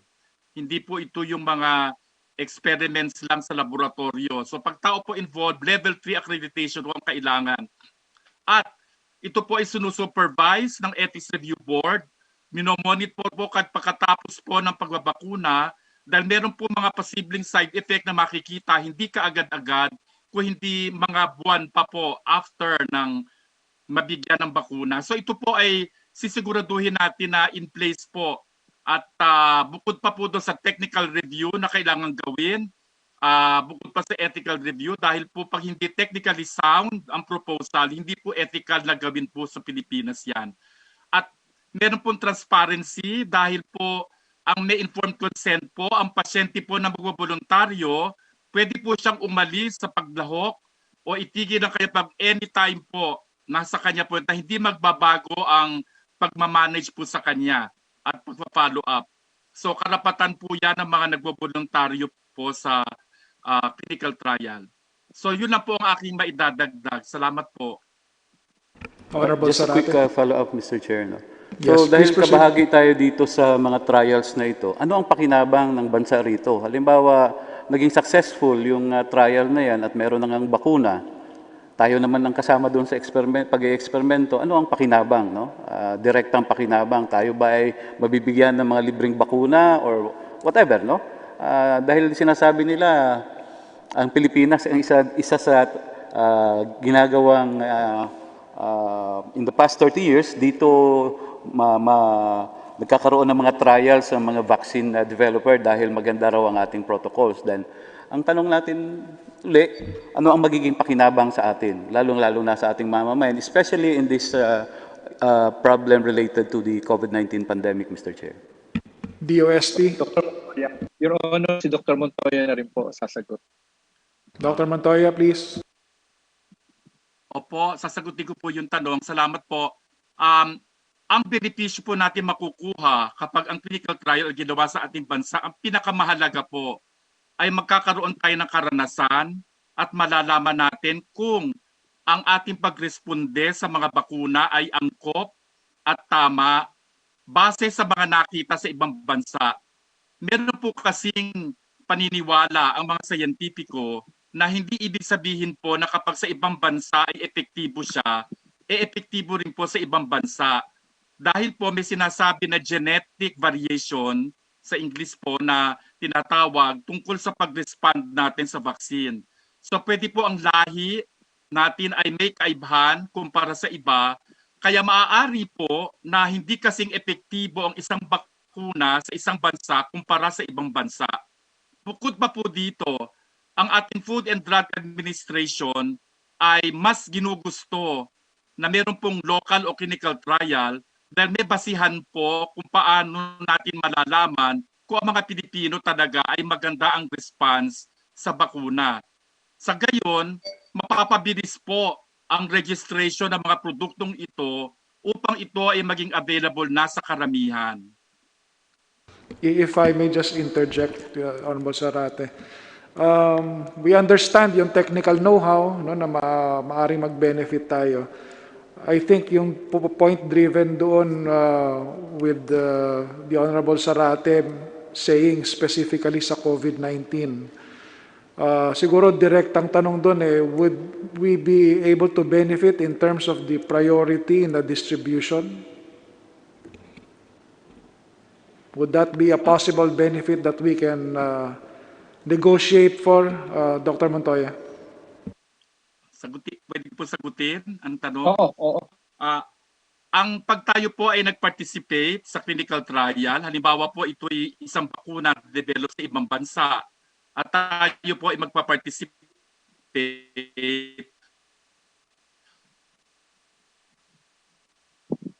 ang kasiguraduhan po dyan ay hindi po ethical na gumawa ng clinical trial sa isang bansa kung yung bakunang iyon kapag napatunayang epektibo ay hindi naman pala magiging available sa bansang iyon.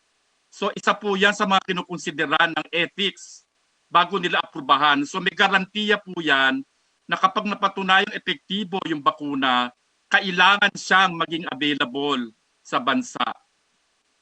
So is that a matter of just a practice because of ethics, or is that set on paper like a policy? Hindi po. Basta po ang isang vaccine developer ay naggawa ng clinical trial sa isang bansa, they will make that vaccine available. Ang tanong lang po dito is kaagad ho ba? Kasi alam natin na itong panahon ng COVID-19, lahat po ng mga bansa ay nag-uunahan na makakuha ng bakuna. Ang kasiguraduhan lang po niyan ay sigurado magkakaroon tayo. Ngayon, depende na po yan sa negosasyon na maaari pong gawin ng ating pamahalaan sa mga vaccine developer na mga bakuna na magiging successful kung paano po tayo mauuna sa pila. Pero definitely po, magkakaroon tayo ng access sa bakunang iyon. Okay. Gusto ko din linawin na pagka inapruban ng Health Research Ethics Board, yun ay may commitment na yung maggagawa ng yung kumpanya na magta-trials na mag-a-adhere sila doon sa kanilang health research ethics na pinirmahan. The Honorable Sarate, please proceed. Just a follow-up, Mr. Chair.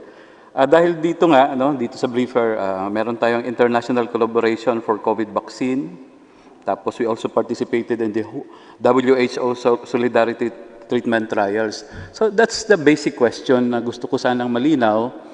Ano ang ginagawa ng ating pamahalaan para tama yung sinabi ni Chair Biazon, pag andyan na yung bakuna, nauuna kasi talaga yung mayayamang bansa. No? Nag-advance payments na siguro yan.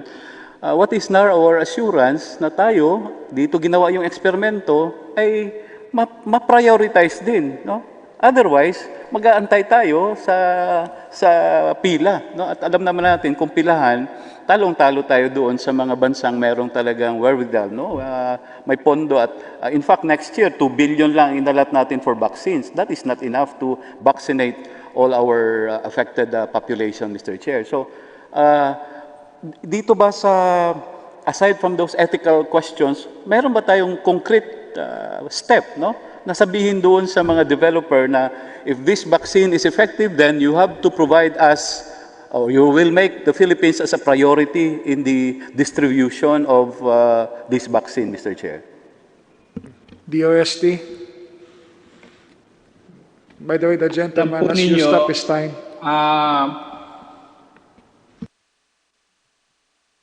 Yung pag-ensure nila ng ability, di siyempre, hindi naman po libre yun. Kailangan may pambili rin tayo. Kaya po ay dadaan sa procurement process. Kasi kung itong bakuna nito ay okay, yung isang bakuna na yun ay okay din, hindi naman tayo pwedeng patali habang nagki-clinical trials na tayo kami bibili sa inyo.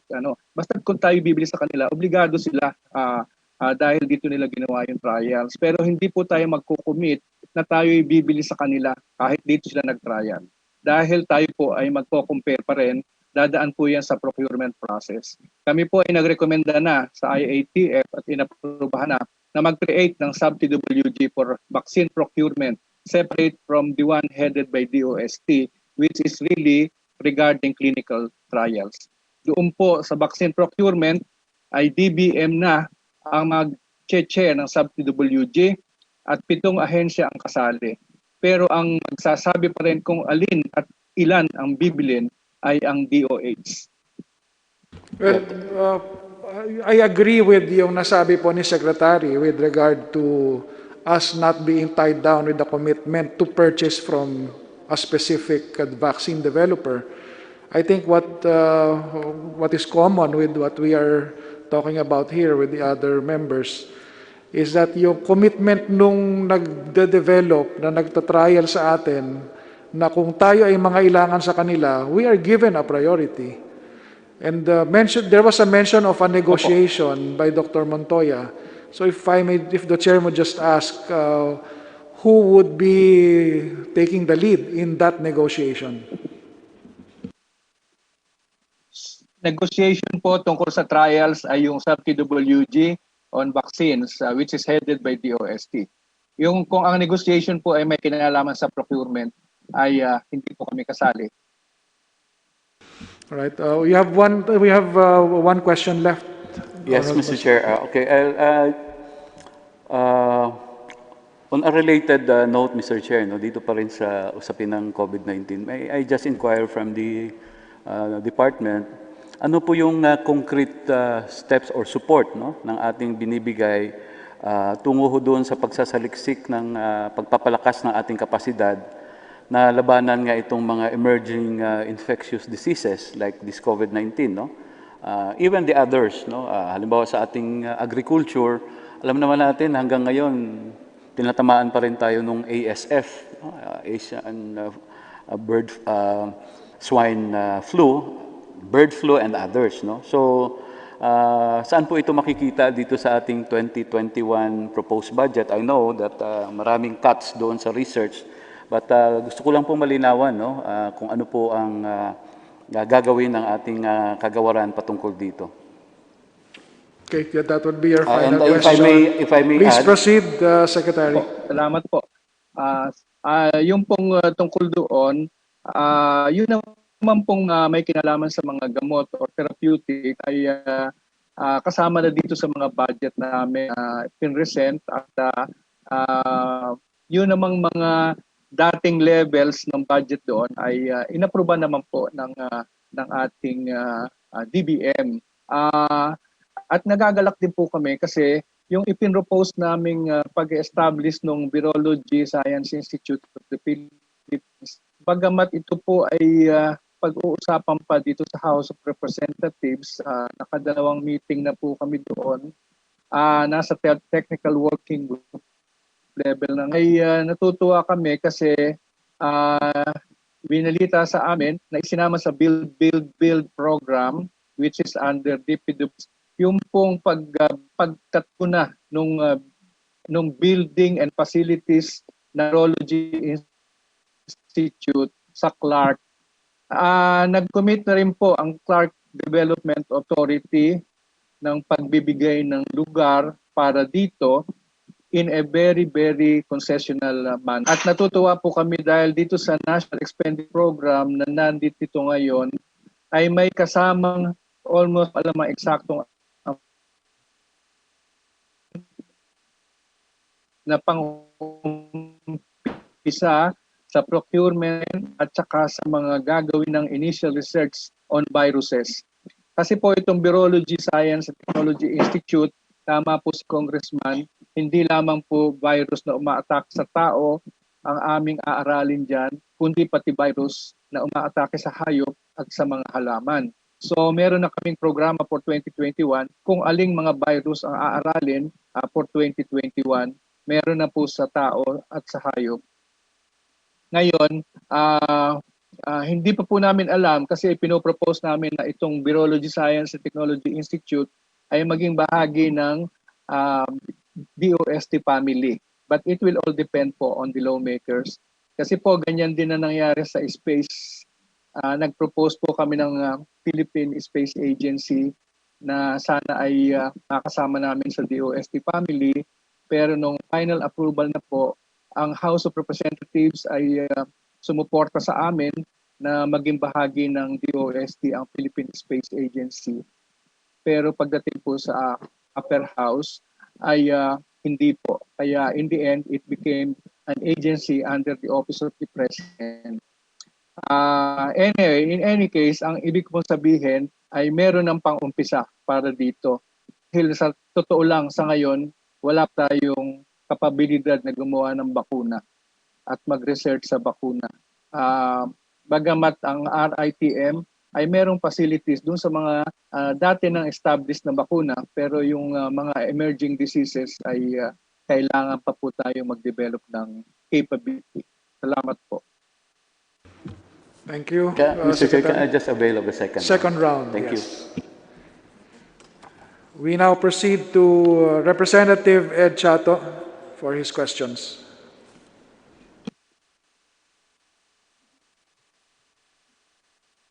Mr. Chair, thank you. Good morning, Mr. Chair, and to our colleagues. My question, Mr. Chair, is about the direction of the DOST in addressing the needs for lower costs, for example, that will use nuclear medicine. What is the initiative of the department on this matter?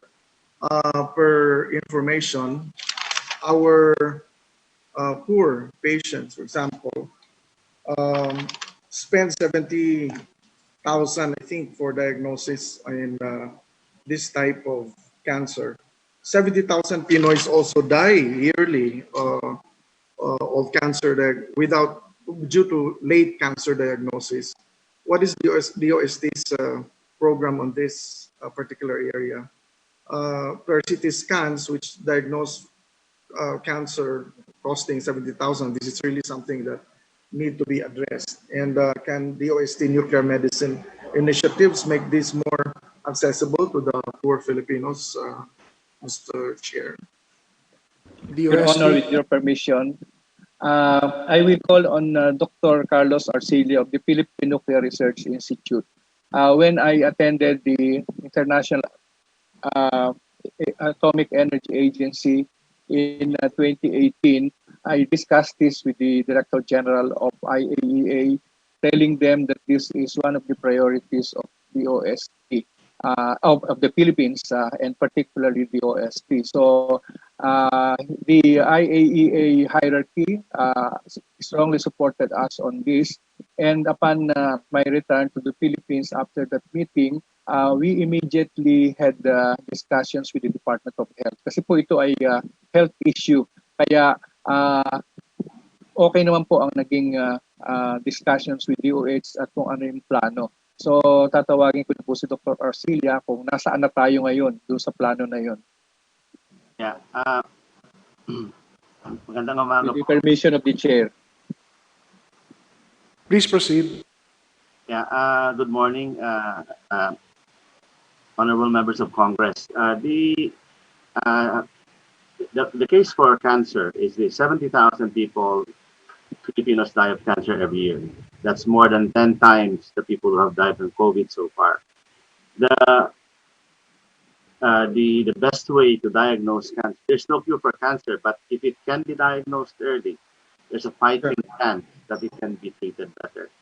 The golden standard now for cancer staging or diagnosis is the PET-CT scan, which is a nuclear medicine procedure.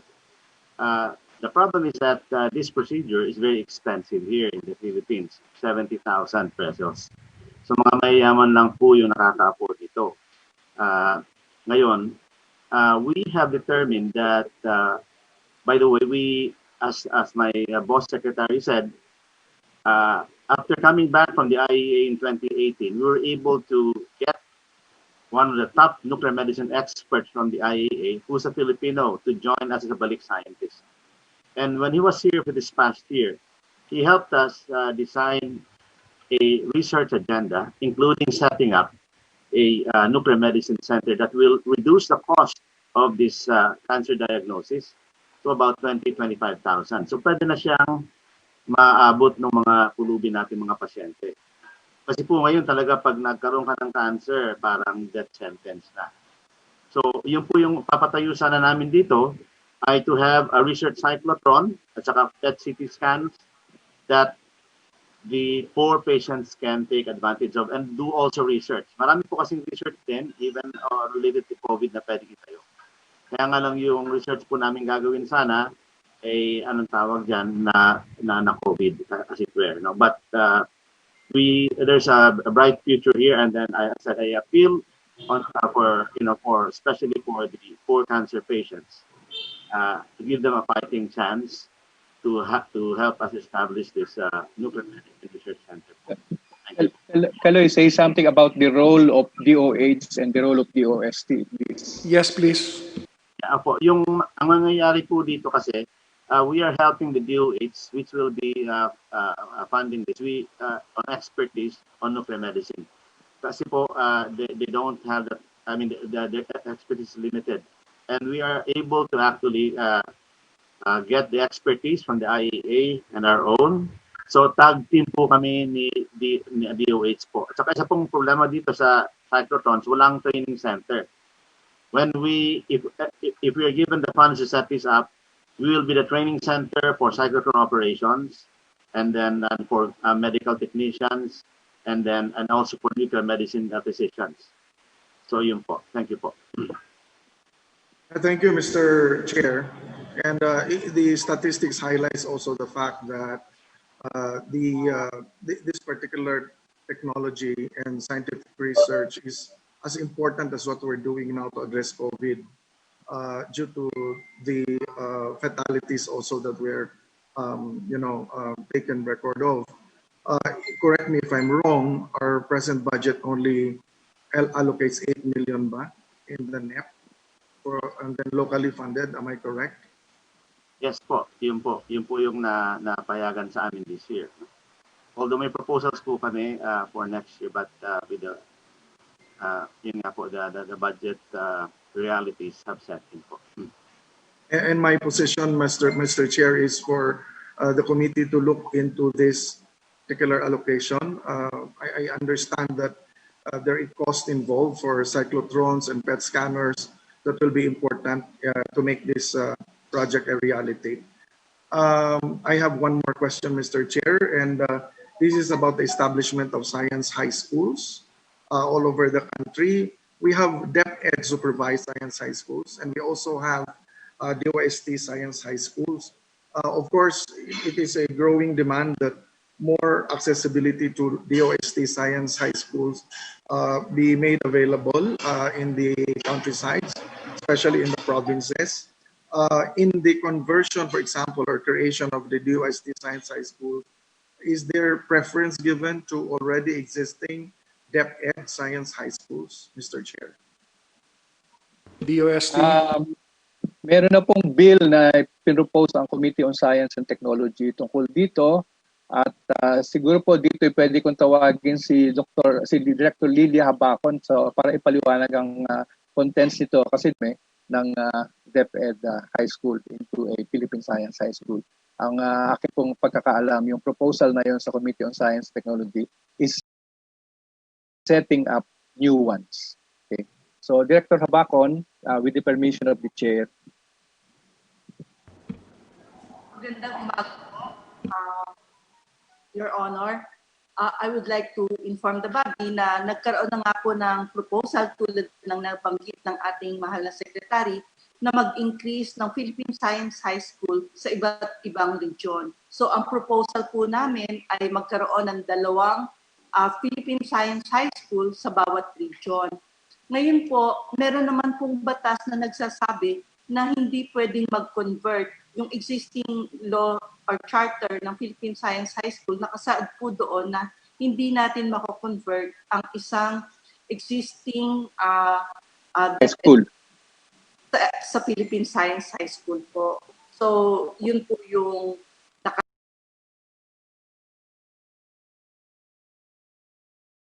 nakasaad. At doon sa proposal po, yung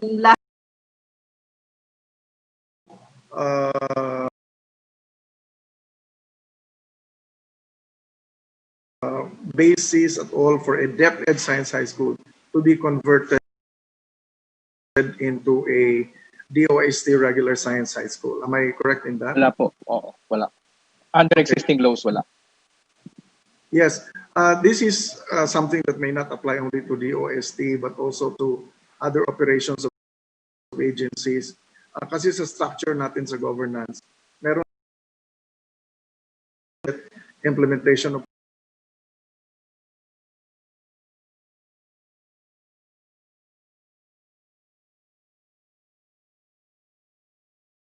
programs. Mukhang siguro meron a lot more faster if nakadiretso sa provincial offices po ninyo. If there are moves towards this direction, especially in terms of legislation,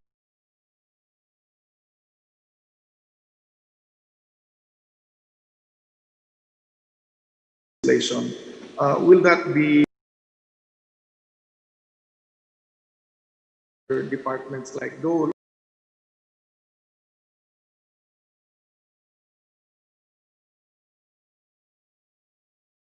also to establish their provincial offices para mas diretso? Yeah, yes.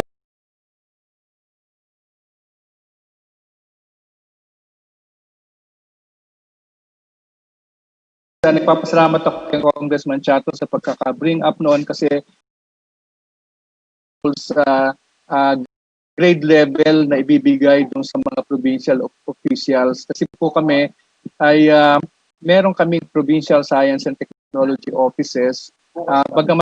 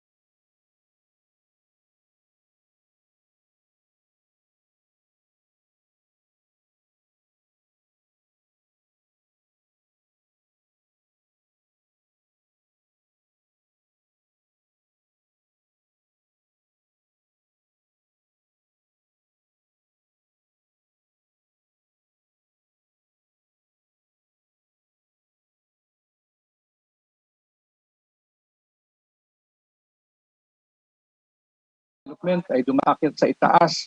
Pero ngayon po ay meron ng meron ng ano tawag dito, poder ang ating mga regional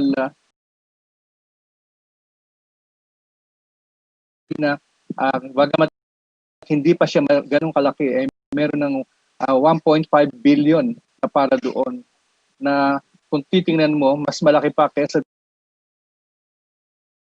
doon sa budget ng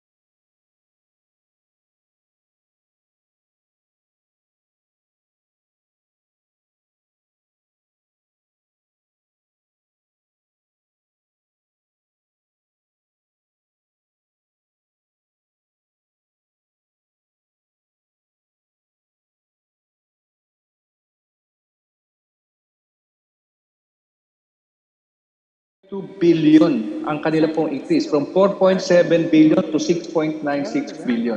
So salamat sa DBM. Anyway, yung pangalawa pong tanong ay tungkol sa distance learning at matagal na pong nag-uusap ang DOST at ang DepEd tungkol kung ano ang ating mga programa tungkol sa distance learning or remote learning. At actually po, meron din tayo sa Philippine Science High School. Pero unahin po natin si Dr. Bio ng Science Education Institute. With your permission, Your Honor. Medyo sophisticated yun. Okay, so, Your Honor, ang mga programang makatulong sa DepEd sa distance education, ang Science Education Institute ay nakadevelop na ng mga coursewares for teaching science and mathematics, for teaching mathematics from grades 1 to grade 8, and for teaching science from grade 7 to grade 8. From April to June, nakatrain na kami ng mga over 6,000 teachers kung paano ito gagamitin. At saka, based sa aming database, mayroon ng mga 53,000 teachers nationwide na naka-download ng mga coursewares namin na gagamitin nila ngayong pasukan sa pagtuturo. This is also uploaded sa portal ng DepEd na pwede magamit ng mga paaralan. And then may bago kaming mode sa pagtuturo ngayon na i-launch namin starting September in coordination with DepEd, yung tinatawag nating radyo eskwela. So yung mga modules namin for teaching para makarating sa mga remote areas ay ibabahagi sa pamagitan ng mga radio. For high school naman, meron tayong Klasyensya. So nakatape din tong mga lessons na to at ipapalabas through DOST websites at sa mga matatap nating radio at television stations. At ongoing na rin yung teacher training natin, tinutulungan natin ang DepEd, halos araw-araw may kinoconduct tayong teacher training online. Yung mga modules na ginawa na natin even before the pandemic, na talagang angkop sa distance learning, patuloy natin itong gagawin until 2021 and beyond. Especially also yung mga modules natin using radio and television. So we are closely working with DepEd on the dissemination of these materials for teaching. Salamat po. Mr. Chair, can I continue? Mr. Chair, so pwede na lang po ba ako kumuha po nung mga sinasabi po ni Dr. Bio na kung saan-saan pong mga regions, lalong-lalo na sa mga remote areas, magagamit ito. Makakuha po tayo ng listahan. At syempre po, para ma-inform din natin yung ating mga guro sa mga remote area, lalong-lalo na po sa mga far-flung areas po. Yes, may we request or direct the DOST to submit the information requested by the Honorable Castro. Would that be all, Madam? Thank you. We next move to the majority with the Representative Ria Vergara on Zoom.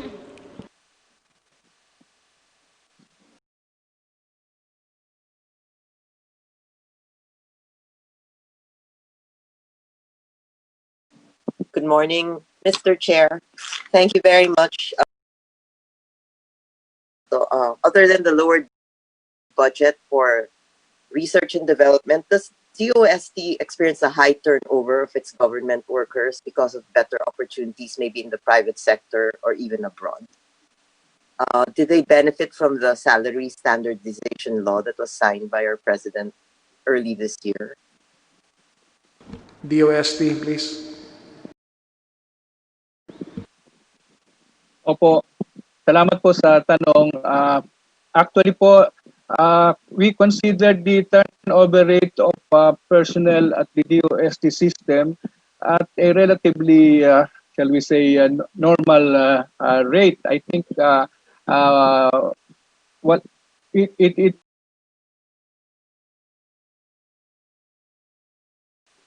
is probably less than 5%. Problema ngayon kasi sabi ko nga yung alis ng iba, edi magdagdag tayo ng magdagdag ng pinapaaral natin. At kaya doon sa Pag-asa ay dumami na ngayon yung mga may master's degree at may PhD, gayon din po sa PBOX at yun yung ginagawa namin sa ibang ahensya. So, isang malaking tulong din po yung provision ng Magna Carta for Science Workers.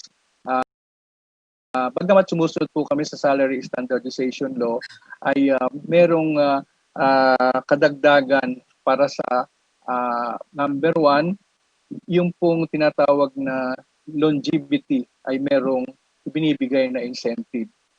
Kung di po siguro ninyo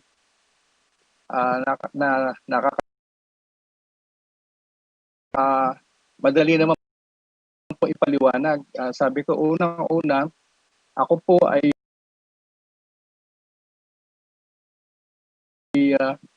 binigyan civil service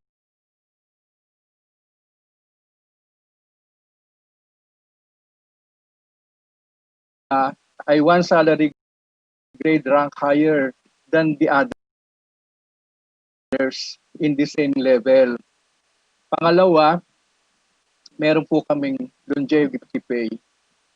Halimbawa, ako po ay since ako'y professor sa UP for so many years at lumipat ako sa DOST, pag pinagsama-sama yung total number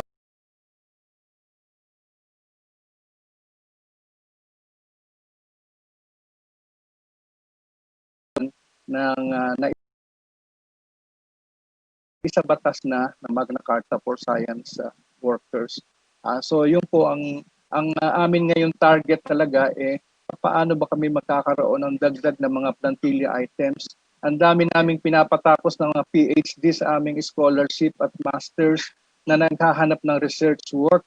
Wala namang bagong item sa DOST, walang bagong item sa mga SUCs para sa mga ganyang linya.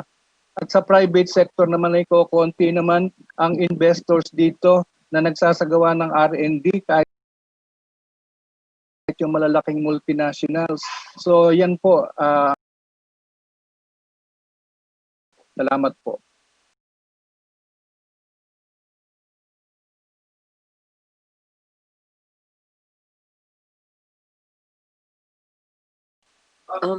Mr. Chair, may I ask,